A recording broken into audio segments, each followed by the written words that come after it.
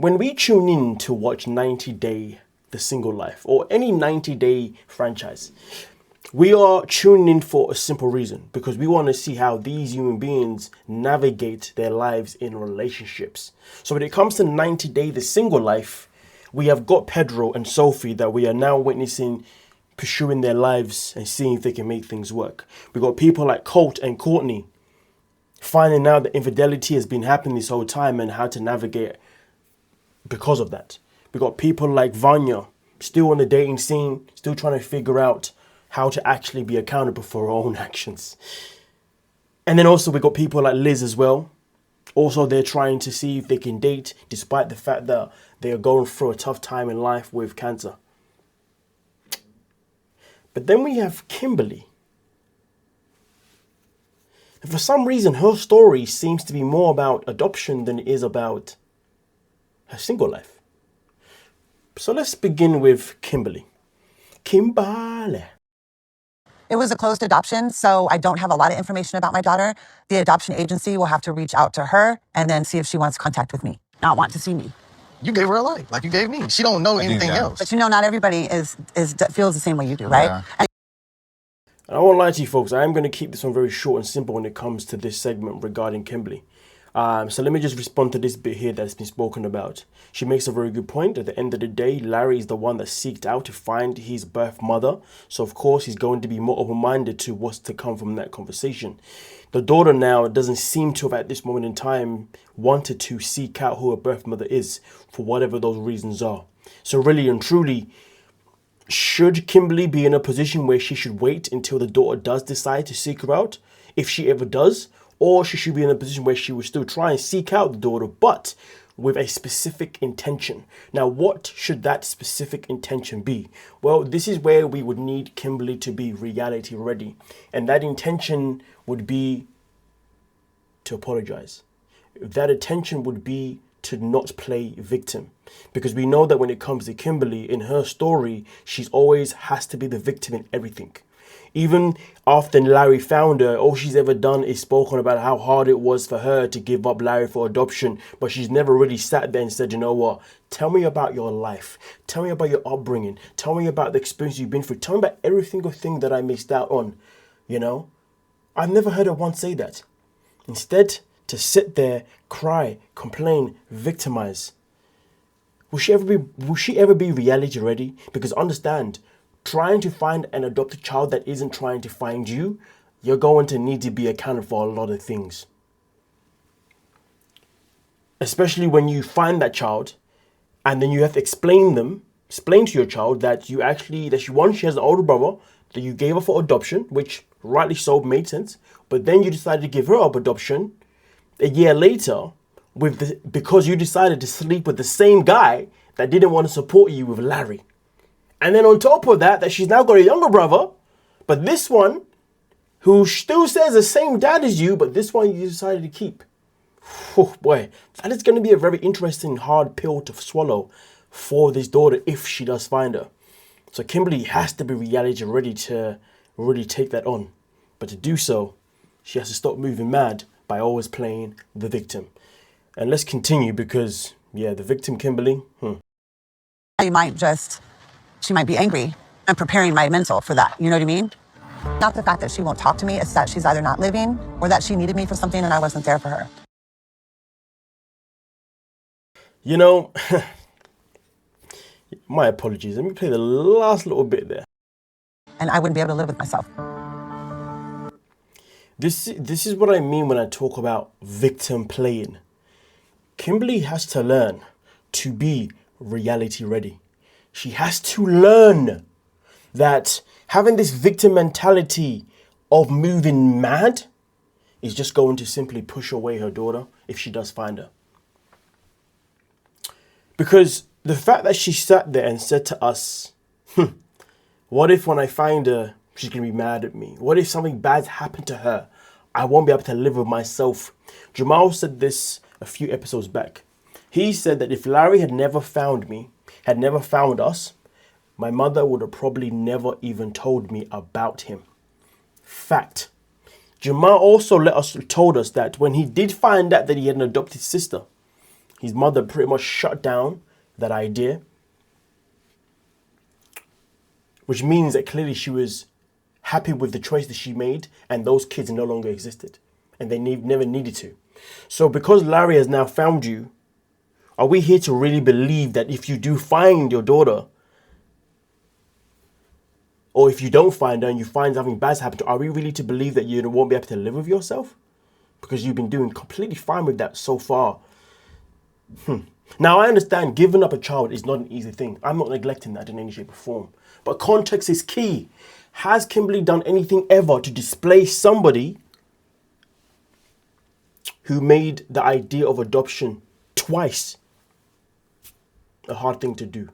Has she displayed anything that tells you that if she does find the daughter, and let's say, and we don't want anything negative to have happened, but let's say something negative has happened to her, do we really believe Kimberly's going to feel sad about it?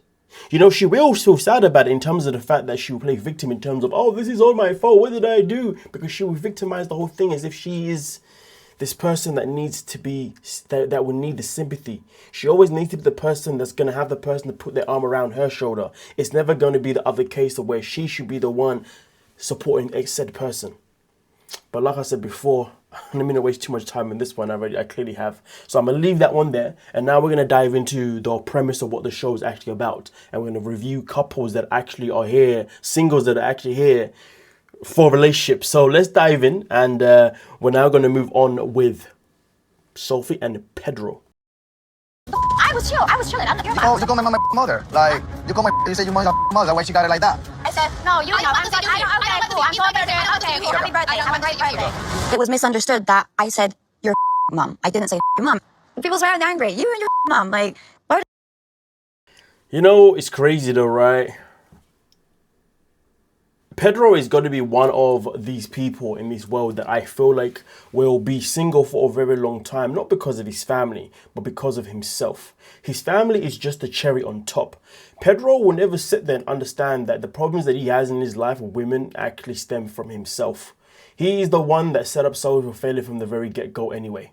He already told Nicole negative things about Sophie. So of course Nicole was already going to go into it with this negative energy, and so was the mother. Point blank, period. But now, also on top of that, he then decided to feed Sophie to the wolves, that being his mother and his sister. And he allowed his sister and his mother to pretty much bully Sophie throughout the whole birthday party. And then because Sophie said something that was misunderstood, instead of trying to hear her out or trying to understand what's happening, what does he do? He completely shuts her down and says, "You just swore my mother," when that was never the case. Let's find out what Sophie really said. Didn't say your mom. People swear I'm angry. You and your mom. Like, why does he your mom? I've been nothing but respectful to your mom, who's been disrespecting me the whole night. Something that he should have really acknowledged. I told Sophie, if you feel a little overwhelming, call me. I can defuse the situation. I can hear yelling, and I know it's about. I don't understand. I told Sophie that if things become overwhelming, call me over. I'm sorry, but did he not see that things were overwhelming? Did he not see that his sister was... Every single word that came out of his sister's mouth was aggressive and loud? He stood there with the rest of the cast watching. He should have gone over there himself and said, "Hey, hold on a minute. This shouldn't be happening." So he wants to put the blame onto Sophie. He wants to say that Sophie should have called me over. So this is Sophie's fault. Wow. Like I said before, this man will be single for a very long time because of himself. And one of the key reasons is because he fails to show any signs of being an actual real man. This guy is more beta or whatever the hell you want to call it nonsense.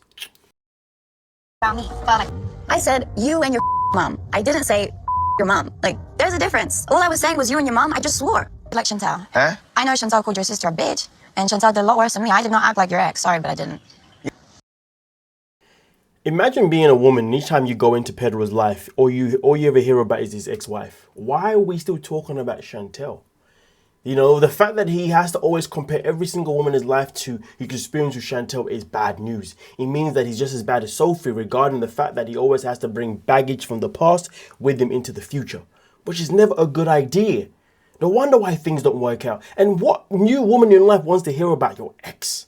Now, don't get me wrong, in some conversations, context is key. Sometimes conversations can bring up the conversation of an ex. But not every single conversation does that. Listen, you bought a woman that you want to be your girlfriend, that you want to be your wife, clearly, into a situation that you set up. But yet he wants to sit there and compare her to Sophie. I mean, compare her to Chantel. Again, Pedro he's like Kimberly. Always has to play the victim. Always has to be the person that is not in the wrong. Your family are going to push people in your life away. You know that, right? There's a girl and they do that every time. I don't think it's possible that would ever work out with them acting like that, you know? No. Or what if I get to like you more? Now I also have to deal with your family. Like, coming from me, is that something I actually want? I honestly never thought the day would come when I would utter these two words when it comes to Sophie. But can you believe Sophie finally gave us a moment where she showed us that she is reality ready? I am actually bamboozled. This is crazy, but I love it. It's good to see someone grow.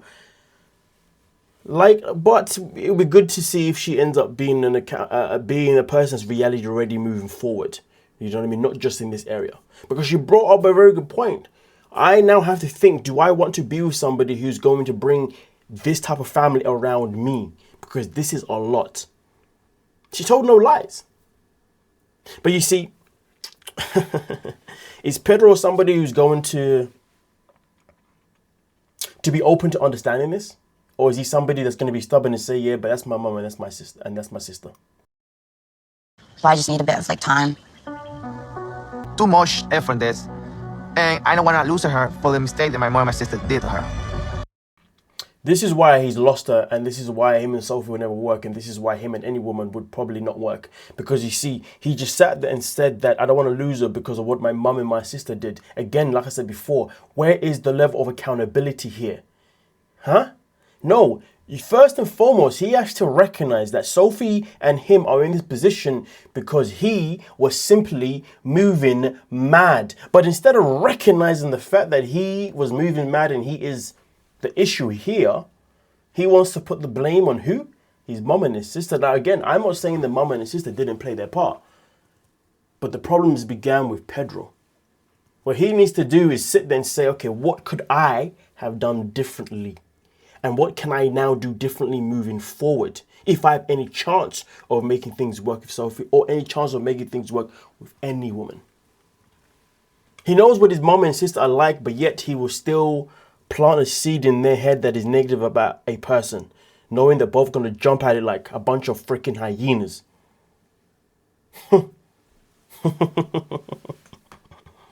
Be accountable for your own setups. So let me know. What do you think? Do you think Sophie will be reality ready moving forward from this, or this was just a one-off? And do you think Pedro is always going to be this victim, always going to be moving mad? Is he ever going to be accountable? Is he ever going to be reality ready? Please do give me your thoughts. But now we're going to move on to the next one. The next one itself here is all about Vanja. Yeah, and this is the woman that, well, let's just watch. I know that Sanala wants to grill Tony, and with me and Marinko walking away, I'm definitely giving her the opportunity to do that. To a bar, alone. So let's just make this clear. She has told her friend, just like Pedro told his sister, but has told her friend negative things about this man, and now actually wants her cousin to grill him. Oh, this is a great start. After our date, and I still can't figure out what he was doing, where his head was at. About the story when you guys went to a restaurant and took her back home, and then you went to a bar sitting by yourself. Were you seeking for another friend? No. And also, just to clarify, because I didn't put it in here for copyright purposes or whatever, he told Vanja straight away that he went to a bar after. He didn't keep it a secret. Literally said, yeah, I went to a bar after, obviously, our date. That's it. I mean, they're acting as if he kept it a secret. They're acting as if somebody saw him out after the date going to a bar and talking to other women. They are painting a picture that hasn't happened. A picture that doesn't exist. Did you go to a bar to seek for another friend? Wow. Gosh. Oh my goodness. Imagine I just decide to go somewhere just to chill for the rest of the evening. Damn. What if he went to a cafe? Huh? What if he went to a cafe to get a hot drink? What if he went to as Americans say, a diner? because he wanted to grab something to eat on the way back. What if he went for a drive-through to get some, like, come on. This is ridiculous. Now, I understand that going to a bar can mean what they are implying, but this man was 1000% honest about it. And the maddest thing about this whole relationship with Vanya and this man is that he has been honest with her about everything. There has not been a timeline where he has played her. Just pay attention. Yeah, I went to a bar afterwards, but it was nothing more than that. Would have come and approached you. Do you know how that looks? You're worried that I'm a player. Yeah. Is that what you're getting at? That girlfriend, I'll be. It's kind of diabolical the way she's up. But what if a woman approached you when you was there at the bar? It's possible, but it doesn't mean that he's going to say yes to the advances. If he's gone to the bar for his own peace of mind, then why not just trust him? It's crazy because Vanya's already showing that she doesn't trust him, which means that their relationship is already doomed. Yes. I never hung out with her. Or I never hung out with Vanya when I was dating her. We were always friends. We kept it. Are you sure? Absolutely. 100%. I don't know why she said, are you sure? Because it was evident. Vanya even said it herself that this man never made advances to me when he was living with this other woman and XYZ. Those things never happened. And that's why this whole conversation makes no sense in any shape or form, because the man even admitted to never doing anything wrong to the woman that he was with whilst he was friends with Vanya. Again, Vanya and her cousin are just creating problems that don't exist. This is nothing but simply, what's that one word that I'm looking for? Pathetic. Well, Yeah, honestly, I feel betrayed by Vanya because I feel like she's told her a lot about my past that now someone's using against me. Imagine that. Meeting someone's friend's family for the first time and you're being ambushed because somebody decided to tell somebody a lot of things about you. Exactly the same thing that Pedro did to Sophie. Maybe Vanya and Pedro should be together. What have you been talking to her about? I mean, she just like full out assaulted me out there. And I mean, I just don't appreciate her line of questioning. I'm exhausted. And is this where we're sleeping tonight or? Well, this is where you're sleeping. I'm going to be sleeping upstairs. Great.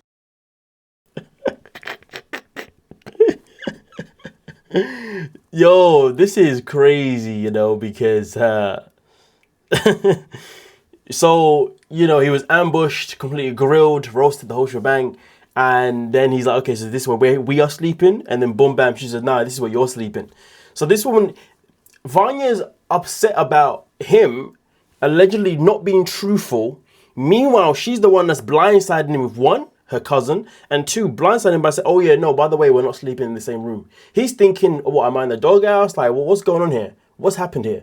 She didn't even have the decency to tell him before even inviting him on this trip and saying to him, hey, just so you know, me and you won't be sleeping in the same room, because this wasn't a choice that she made on this day. This is a choice that she made prior to this. And why did she make this choice? Let's dive into why. Planned on talking to Tony about my celibacy and the reason for not sharing the bed with him, but he's really angry and he's shutting down, and now might not be the best time to have that conversation. Now might not be the best time to have the conversation. Do you know how stupid she sounds? Let me explain to you how stupid she sounds. Here's the thing, folks. You see, when Tony went, is it Tony? Whatever his name is. When he went to the bar after their meal, he then told her that he went out to a bar straight after the meal, pretty much the day after, or pretty much within the space of 24 hours. Immediately told her. He didn't wait for the right time, because there was never going to be a right time. Why? Because he was doing something that was simply innocent. Her being celibate is an innocent thing. So why is there a right time to tell him? Why couldn't you just tell him from the very get-go that, hey, by the way, I'm practicing celibacy. Oh, hey, by the way, we won't be sleeping in the same room because of my celibacy. The right time? See what I mean? Creates things. She creates things that don't exist and then is a hypocrite within her own actions about the right time. You're 30 what? She's like 30. How old is she? 30 something years of age, and you're telling me you're still one of these people that waits for the right time? Come on now. Conversation. I absolutely cannot believe that this trip is off to such a bad start. And this tension between Tony and son-in-law is only the beginning. It's not even the half She cannot believe of it. Something happened with Tony today that I'm not even ready to share with son-in-law yet. So here's the thing. So there's something else that's happened between these two that's really, really bad. It's funny because each time she says that this man has done something really, really bad, it's never anything really, really bad or bad at all. Maybe this one is going to be something bad, but who in their right mind spends time peer pressuring a man to give them a title and say that you should make me your girlfriend for my own insecurities, who in their right mind invests his time peer pressuring someone into that position, and then once they get them in that position, they're now in a position where they're now going to say, oh, by the way though, I'm now going to get my cousin to grill you, oh, I'm now going to... The level of doubts, why would you have these amount of doubts around this man but still chose to pursue him, still decided to put him in the corner to make you his girl? You can't tell me that all of these insecurities and all of these things that she's now cooked up have just happened. I would love to ask you guys, do you think Vanya will ever be ready to recognize that she lives in this fairy tale world that creates all of these problems that don't actually exist? Or she lives in this fairy tale world where maybe there are red flags in front of her, but she chooses to ignore them because she wants the man. But then when she gets the man, she now wants to say, oh, there are these red flags that may or may not exist. And then on top of that, she then wants to talk about the right time and then wants to get her family involved to interrogate a man because she couldn't do it herself. What the hell is going on here? So do we believe that somebody like this will ever be ready to recognize that they are their own biggest problem? I would love to ask you that question, but boy, I would rather ask you a simple question, a better question. Do you believe that Vanya will forever always be moving mad and she's probably better suited to freaking Pedro? Give me your thoughts in the comment section, please. But now we're going to move on to the next and last one. And this one is all about Debbie and Colt and Cortney. And boy, yeah. Like, you know, what I did, right? Like, I'm in a relationship with another woman in Brazil. And it wasn't just a friendship. We were actually exchanging adult imagery. But you weren't with Courtney when that was going on. Well, I was doing this from her house. Wow. So your son tells you everything that he's done wrong. If you want to get back into a relationship with Courtney, I can talk to her and I can do my best to see. All I have to do. What is there to talk about? Do you know what makes it worse? Doing this, he's in a relationship and all of a sudden he starts wandering, you know, and he did it several times with several different people. I don't want to name names.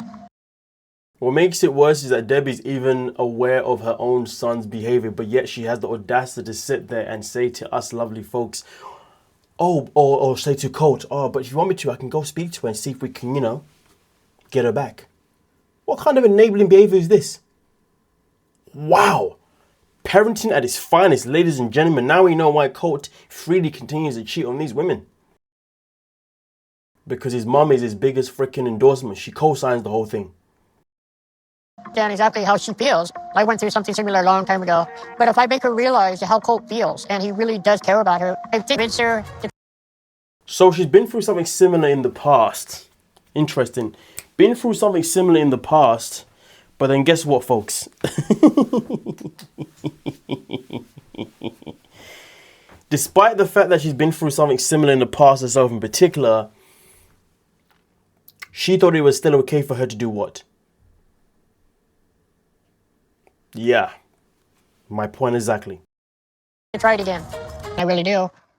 But on the other hand, if he really does love you and swears that he'll never do this again, He's gonna keep doing it. He goes back and forth on what he wants. I feel he's lost and confused. So it's like, Love the way Courtney just shut her down. I'm not gonna be one of his options or in his love triangle. It's like, you had me and you lost me. Debbie even believes the words coming out of her mouth. Like, oh, he learned his lesson after the 100th time he's done this one woman. Exactly. A world where I'd get back with Colt. all right, bye. Thank you. It was nice meeting you. Pretty much been a full-time nurse for this lying, cheating piece of like, I need Debbie to just take over now so I can move on. I mean, listen, you don't need Debbie to move to take over. Just move on regardless, you know. He's a grown-ass man. It's just that simple. It's just that simple. But hey, I would say that Debbie truly embarrassed the hell out of herself. You flew all the way from Canada to the USA to try and convince a woman that your son has mistreated, taken advantage of, to still take him back. That is embarrassing. Debbie has truly embarrassed herself in this whole segment. I'm going to leave that one there. Just going to leave that one there. Absolutely shocking behavior. But Courtney, congratulations to her for standing on her business. Yes. With that being said, please do let me know your thoughts down below in the comment section, and hype the video. Please subscribe and like and comment. Yes, thank you for your time.